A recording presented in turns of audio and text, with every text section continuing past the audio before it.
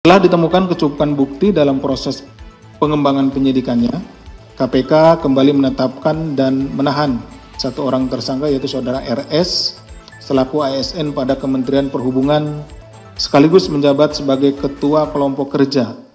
Kami dari Kedeputian Penindakan Komisi Pemberantasan Korupsi akan menyampaikan update informasi terkait pengembangan perkara dugaan tindak pidana korupsi berupa suap penerimaan hadiah atau janji pembangunan dan pemeliharaan jalur kereta api di Balai Teknik Perkeretaapian Direktorat Jenderal Perkeretaapian BTP DJKA Jawa Bagian Tengah pada Kementerian Perhubungan Kemenhub tahun anggaran 2022 sampai dengan 2024. Ini merupakan rangkaian dari penanganan tindak pidana korupsi dalam pembangunan jalan kereta api yang rekan-rekan sekalian juga sudah ikuti.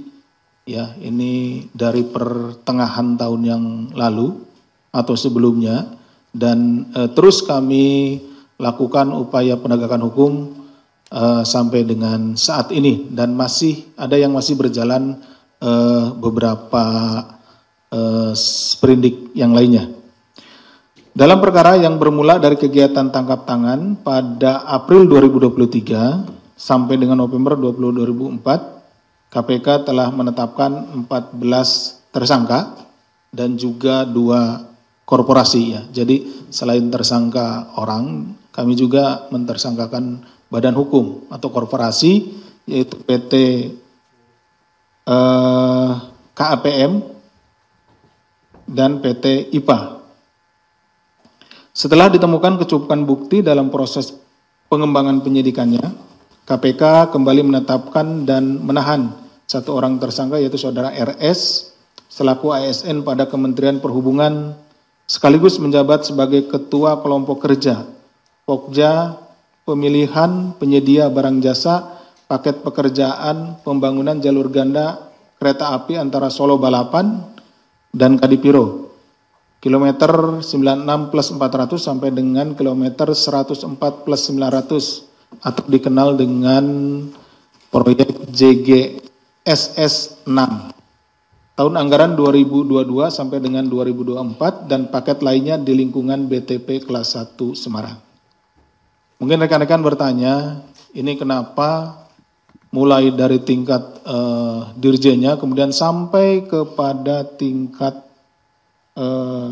Ketua Kelompok Kerja atau Pokjanya. Ini kan rangkaian yang cukup panjang gitu ya. Jadi rekan-rekan sekalian, perlu rekan-rekan sekalian ketahui bahwa spektrum tindak pidana korupsi yang kita hadapi di Negara Kesatuan Republik Indonesia ini bersifat meluas dan mendalam. Artinya meluas itu dari Sabang sampai Merauke terjadi tindak pidana korupsi. Kemudian mendalam artinya mulai dari tingkat pusat sampai dengan tingkat daerah, ya dari eselon pimpinan sampai dengan eselon 3 ya atau eselon 2, eselon 3 itu terjadi seperti itu sampai dengan di sini Ketua Kelompok Kerja. Tentu dalam rangka penegakan hukum tindak pidana korupsi semuanya harus kami tangani. KPK selanjutnya melakukan penahanan kepada tersangka RS untuk 20 hari pertama terhitung sejak tanggal 11 sampai dengan 30 Agustus 2025. Penahanan dilakukan di Rutan Cabang Gedung Merah Putih KPK. Adapun konstruksi perkaranya adalah pada bulan Juni tahun 2022, saudara RS ditunjuk sebagai Ketua Pokja terkait proyek pembangunan jalur ganda kereta api Solo Balapan Kadipiro atas permintaan saudara BH selaku PPK proyek. Ini sudah lebih dahulu ditangani perkaranya pada saat tahun atau pertengahan tahun 2023 OTT. Setelah penunjukan tersebut, saudara BH menyampaikan pada saudara RS bahwa telah mempersiapkan PT WJP KSO sebagai calon pemenang tender dan atau calon pelaksana pekerjaan. Jadi sejak awal ini memang sudah direkayasa pengadaannya. Jadi sudah ada perusahaan-perusahaan yang ditunjuk untuk melaksanakan pekerjaan tersebut.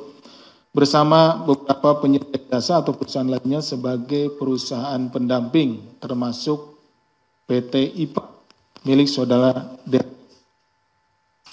Selanjutnya saudara BH meminta saudara RS agar dapat mengakomodir permintaan tersebut, sehingga saudara RS menyampaikan kepada seluruh personel Pokja yang dipimpinnya untuk menambahkan syarat-syarat tertentu sebagai syarat calon penyedia jasa yang dimaksud sebagai kuncian tender. Jadi untuk memenangkan salah satu perusahaan yang telah ditunjuk, maka dibentuk atau ditentukanlah syarat-syarat khusus ya, yang spesifik merujuk kepada perusahaan tersebut. Ya, seperti itu. Misalkan ahli tekniknya, kemudian pengalaman menangani pekerjaan gitu ya, harus berapa atau harus berapa lama, sehingga itu menjadi kuncian bagi perusahaan tersebut. Nah, karena kan beda-beda nih, setiap perusahaan memiliki pengalaman atau memiliki pegawai yang expertnya gitu, seperti itu. Surat dukungan dari pabrikan yang memiliki sertifikasi dan asosiasi internasional, pemerintah atau lembaga yang mewakili negara asal pabrikan bahwa wesel yang diproduksi dapat digunakan untuk mainline jalur raya dan sertifikasi produksi sesuai standar dari Badan Akreditasi Independen Internasional yang masih berlaku. Jadi kunciannya itu berupa dukungan dari pihak pemilik sertifikasi dan sertifikasi produk standar. Jadi yang tidak dapat dukungan itu, nah akhirnya menjadi tereliminasi gitu ya, seperti itu. Nah, bahwa kemudian dalam proses tender tersebut PT WJP KSO yang dipersiapkan sebagai pemenang justru dinyatakan gagal saat evaluasi oleh tim Pokja yang dipimpin saudara RS karena kesalahan unggahan dokumen penawaran. Jadi ternyata ini ada kesalahan juga di sini ya, kesalahan. Namun demikian PT IPA yang disiapkan sebagai perusahaan pendamping justru dinilai memenuhi syarat sebagai pemenang tender. Atas kondisi ini kemudian saudara RS berkonsultasi dengan saudara BH agar mengubah skenario untuk memilih PT IPA sebagai pemenang tender proyek pembangunan jalur kereta api tersebut. Bahwa selanjutnya saudara RS menetapkan PT IPA sebagai pemenang tender pembangunan jalur ganda KA antara Solo Balapan Kadipiro 96 plus 400 sampai dengan kilometer 104 plus 900 CGSS 6 tahun anggaran 2022 sampai 2024. Kemudian PT IPA menandatangani kontrak tersebut dengan nilai 164,51 miliar. Dalam prosesnya PT IPA yang terpilih sebagai pemenang tender kemudian menanggung komitmen fee yang sebelumnya sudah disepakati oleh PT WJP KSO. Jadi tetap saja komitmen fee-nya yang di awal sudah dikomunikasikan atau disetujui antara pihak PT WJP KSO dengan para pihak tadi ya, dari saudara BH maupun saudara RS itu ditanggung oleh PT IPA sebagai pemenang. Jadi seharusnya kalau yang ini pendamping kemudian jadi menang, itu ya menang karena layak gitu ya. Tetapi tetap saja ternyata ada sejumlah uang yang harus dikeluarkan oleh PT IPA sebagai pemenang. Itu yang jumlahnya itu sesuai dengan kesepakatan awal antara Kepala Balai tadi saudara BH RS dengan PT WJP KSO. PT IPA kemudian diduga memberikan uang kepada saudara RS sejumlah 600 juta sebagai bagian dari komitmen fee dari nilai kontrak proyek. Jadi jumlahnya besar tapi dibagi-bagi ke beberapa orang, ke beberapa pihak gitu ya. Beberapa pihak diantaranya saudara RS sendiri memperoleh 600 juta rupiah. Atas perbuatan saudara RS disangkakan telah melanggar pasal 12 huruf A atau huruf B kecil pasal 11 Undang-Undang Nomor 31 Tahun 99 tentang pemberantasan tindak pidana korupsi sebagaimana telah diubah dengan Undang-Undang Nomor 20 Tahun 2001 tentang perbuatan atas Undang-Undang Nomor 31 Tahun 99 tentang pemberantasan tindak pidana korupsi junto pasal 55 ayat 1 ke 1 KUHP.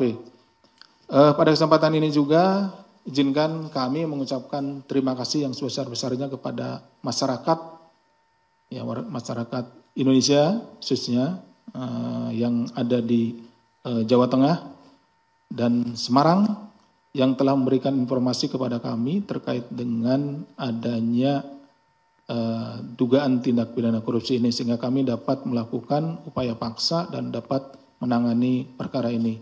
Tentunya kepada warga masyarakat lain yang ada di tempat lain, apabila melihat, mendengar tentang kemungkinan adanya tindak pidana korupsi, silakan untuk dilaporkan kepada kami. Karena tanpa dukungan dari seluruh warga masyarakat, termasuk juga rekan-rekan jurnalis yang ada di depan saya ini, kerja-kerja penindakan tindak pidana korupsi tidak akan bisa kami laksanakan dengan baik. Demikian yang bisa kami sampaikan. Terima kasih.